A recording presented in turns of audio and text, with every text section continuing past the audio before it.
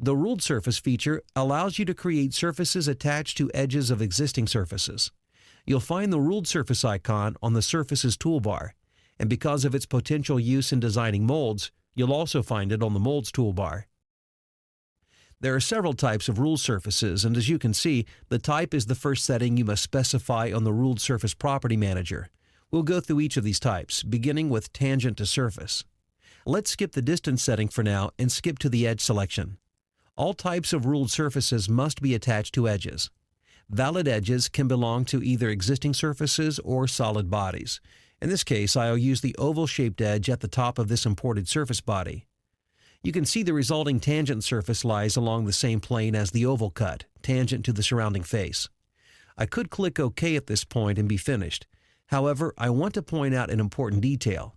In addition to the oval-shaped edge, I'll also select the lower edge of this fillet. Notice this edge actually has two surfaces associated with it, the surface of the fillet itself and the bottom flat face. And for this reason, the alternate face button in the Property Manager becomes active. It allows you to change the reference face by clicking on it.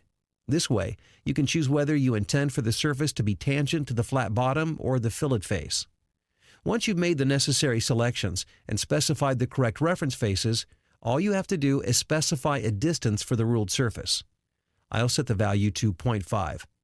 At the bottom of the Property Manager, you can choose whether to have SolidWorks automatically trim and knit the resulting surfaces. Leaving this enabled saves you the trouble of having to trim or knit the resulting surfaces yourself using the trim or knit features. The last option, connecting surface, should be left enabled in most cases. It helps avoid the overlapping surfaces that can sometimes occur when creating ruled surfaces around sharp corners. At this point, the ruled surface is completely defined. I can click OK to complete the feature and be done. However, since there are several other types to examine, I'll simply clear the edge selections and continue with the normal to surface type.